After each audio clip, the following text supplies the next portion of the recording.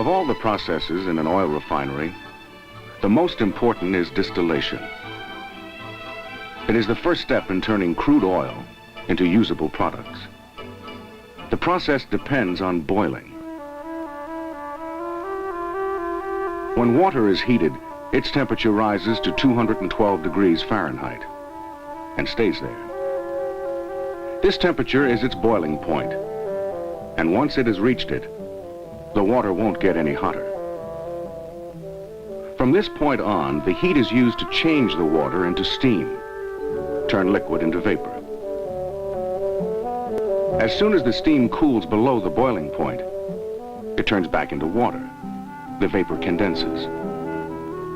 But every liquid has its own particular boiling point, determined by the size and shape of its molecules. In general, the smaller the molecules, the lower the boiling point. The larger the molecules, the higher the boiling point. The clear liquid is made up of small molecules and boils at 173 degrees. The dark liquid is made up of larger, bulkier molecules and boils at 363 degrees. This difference in boiling point allows the two liquids to be separated again after they are mixed. Here's one way to do it. Heat the mixture inside the tube so that both liquids are vaporized. And feed the mixed vapors to a column where they are cooled.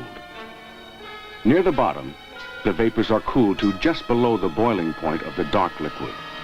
So it condenses here and can be drawn off. But it's far too hot for the vapor of the clear liquid to condense. So it rises until it too is cooled sufficiently to condense. At the top of the column, clear liquid is collected, and at the bottom, dark liquid. The clear liquid will contain a small amount of the dark, and vice versa. But these amounts are slight because their boiling points are far apart. But crude oil is a mixture of a great many different kinds of molecules called hydrocarbons. There are many thousands of them, and their boiling points lie so close together they couldn't possibly all be separated individually. Fortunately, it isn't necessary.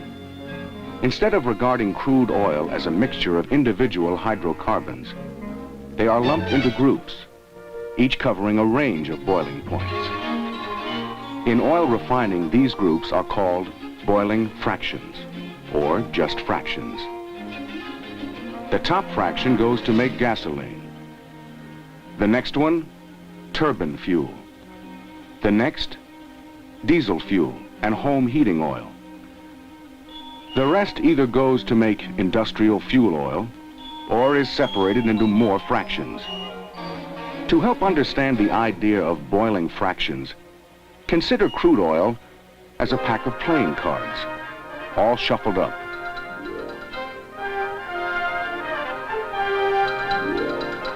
The gasoline fraction can be thought of as the fours. The turbine fuel fraction as the sixes. The diesel fuel and home heating oil fraction as the eights. And the fractions with the highest boiling ranges, the queens and kings. Sorting crude oil into fractions takes place in fractionating columns. Separating all of them requires two stages: crude distillation and vacuum distillation. First, crude distillation. Through these pipes, crude oil is pumped continuously from storage tanks to a furnace where it's heated. But it's only made hot enough to vaporize some of it.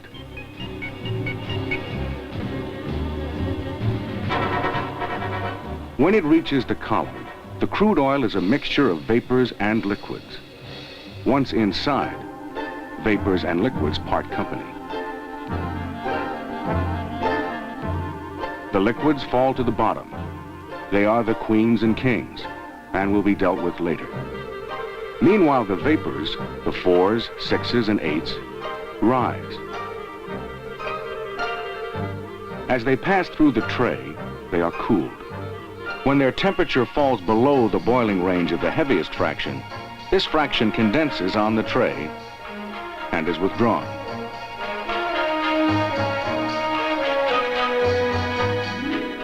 The remaining vapors bubble through this liquid and rise to the next tray where they are cooled further, below the boiling range of the next heaviest fraction. This condenses, and it too is drawn off.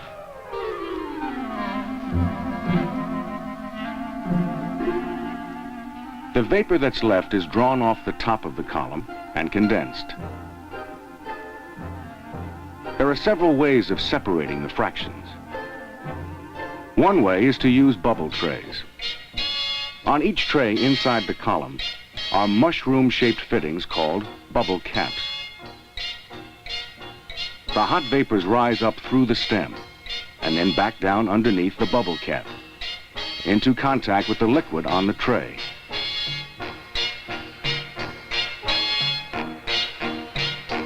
If liquid and vapor are of the same fraction, the liquid will be cool enough to condense the vapor. Thus, if the liquid consists of 8s, the vapor that condenses will also be 8s.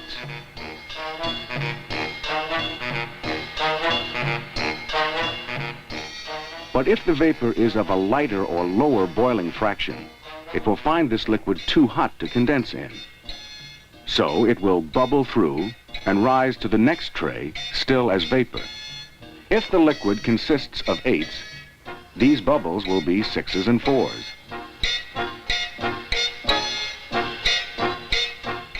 In practice, however, the vapors are so closely intermingled, they never separate completely the first time. Some vapor which belongs on this tray is carried through with the lighter vapors to the tray above. Here it condenses, but now it's on the wrong tray. To return it to where it belongs, a steady stream of liquid overflows to the tray below.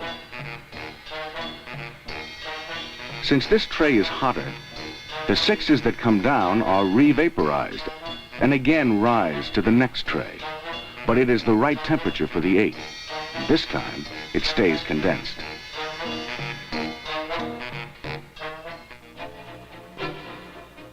This thorough mixing and separating goes on all the time as the fractions are sorted out.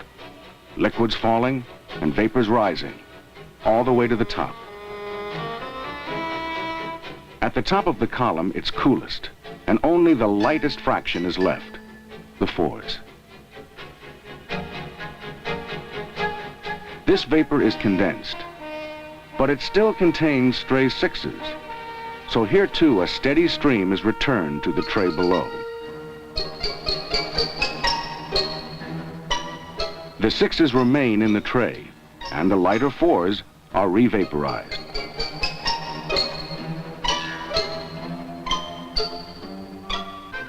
Only 2 trays have been shown here, each tray separating 1 fraction. But in practice, several trays are needed to separate each fraction efficiently. An actual crude distillation column may contain more than 50 trays. The top fraction goes to make gasoline. The next one down, turbine fuel. The next, diesel fuel and home heating oil. The liquid settles to the bottom as residue, but it still contains other useful products. The fractions in the residue boil at very high temperatures, some more than 1,000 degrees. At these temperatures, the molecules will crack apart before the fractions boil. To prevent this, they must be made to boil at lower temperatures by vacuum distillation. When a liquid is heated, the pressure of its vapor increases. This pressure pushes against the pressure of the atmosphere. When the vapor pressure is high enough to overcome the atmospheric pressure, the liquid boils.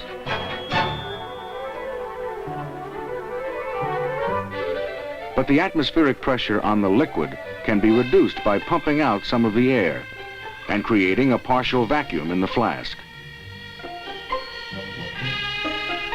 The vapor pressure now has less resistance to overcome, So the liquid boils at a lower temperature. Here the pressure has been reduced enough to make the water boil at room temperature. Similarly, if the pressure inside a distillation column is reduced, the heavy fractions can be boiled at lower temperatures, so they can be distilled without their molecules cracking apart. From the vapor entering the vacuum distillation unit come more products. The lightest fractions go to the cat cracker. From the next fraction come wax and lubricating oil. The heaviest fraction remains a liquid and is withdrawn for processing into industrial fuel oil and asphalt.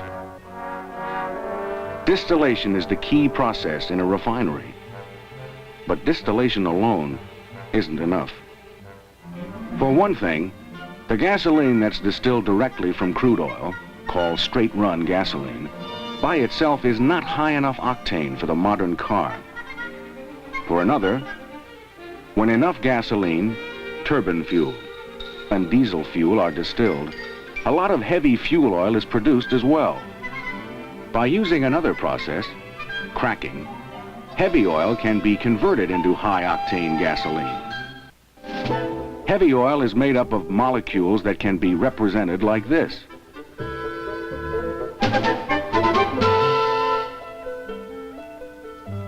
When heated to very high temperatures, their movements become violent.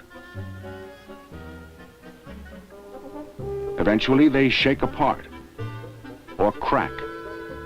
In cracking into smaller molecules, most of them also change their shapes and take on new properties. Most important of these properties is a higher octane gasoline. This reshaping process depends on a substance called a catalyst. A catalyst is any substance that stimulates a chemical reaction without itself being affected by it. Hundreds of substances do this. Some complex, some simple, like these pieces of copper. This demonstration shows how they work.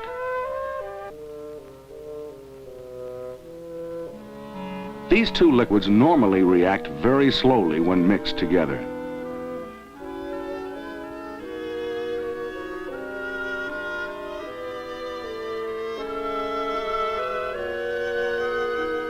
Now add the copper. The reaction is speeded up.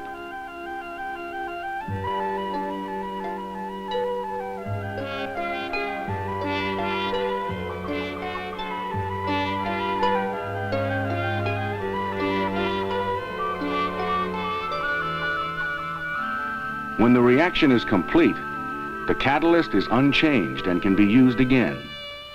Many catalysts are used in a refinery. One of the most important uses is a catalytic cracking unit, a cat cracker. The catalyst used here consists of silica and alumina in the form of a fine powder. To do its job effectively, each grain must present the largest possible surface area to the heavy oil that's to be cracked. Seen through an electron microscope, each of these grains resembles a sponge. The grains are so sponge-like, this small handful has a surface area of 6,000 square feet, the area surrounding the man.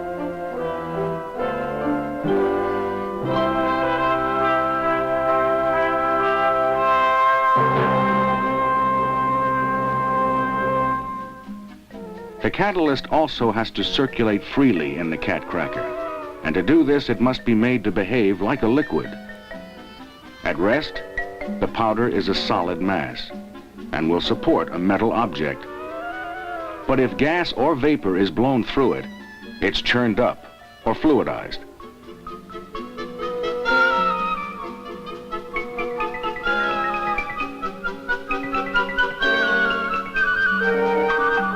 The wrench sinks, as if it were in a liquid.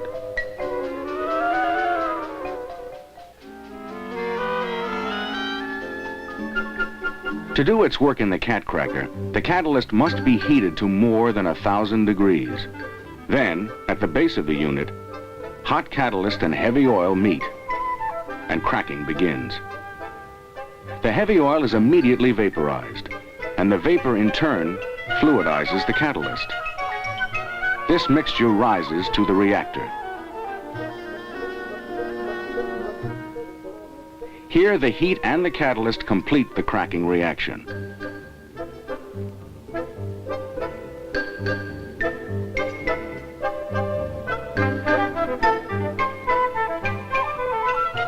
Before long, however, carbon forms on the catalyst, clogging the openings. This reduces the working area and makes the catalyst less effective, so it has to be cleaned. It's fed to a regenerator, where the carbon is burned off. The burning also heats the catalyst back to its working temperature, and it's ready for use again.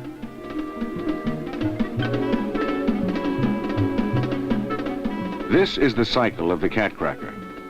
A steady flow of catalyst meets a steady flow of heavy oil, and cracking goes on continuously, producing the new shapes that make up high-octane gasoline.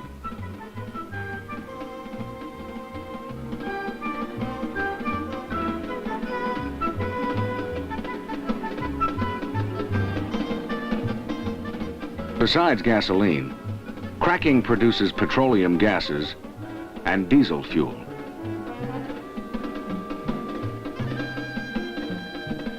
All these products are passed to a distillation column where they are separated. But cracking doesn't provide enough high-octane gasoline to meet the demand. So low-octane straight-run gasoline is converted into high-octane gasoline by catalytic reforming. Straight-run gasoline consists mainly of short, straight molecules. To upgrade it, the shapes of these molecules must be changed, that is, reformed. As before, heat and a catalyst are required.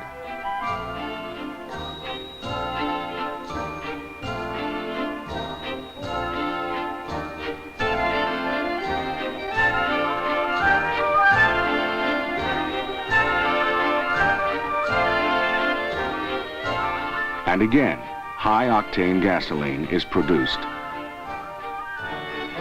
A catalytic reformer uses platinum as the catalyst. A thin film of platinum is coated on pellets of aluminum oxide, and these are packed in the reactors. But reforming requires a lot of heat, and the process has to be done in 3 or more stages.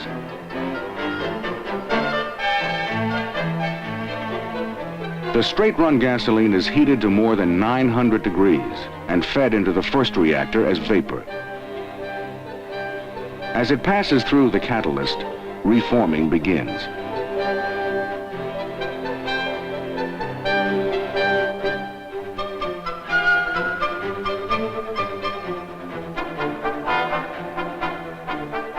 But so much heat is absorbed by the reaction that it stops before reforming is complete. When it leaves the first reactor, the vapor is only partly reformed, so it must be reheated and fed to the second reactor. Again, the vapor cools below its proper reaction temperature, and the reaction stops. To reform the vapor completely, it must be reheated once more and fed to the third reactor. Here, any remaining straight-run gasoline molecules change into those of high-octane gasoline.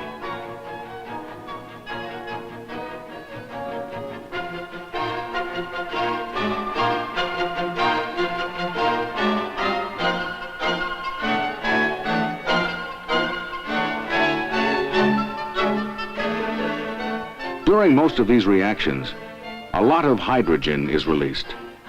Its presence not only inhibits the formation of carbon on the catalyst, it is also valuable for use elsewhere in the refinery.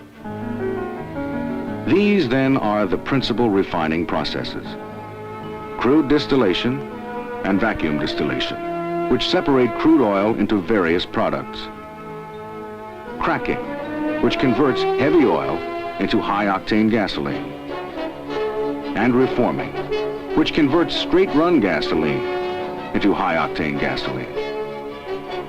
But this is only part of the story. Other processes turn out additional products, as well as providing many raw materials for the chemical industry. All in all, there are thousands of products based on petroleum, and more uses are being developed all the time.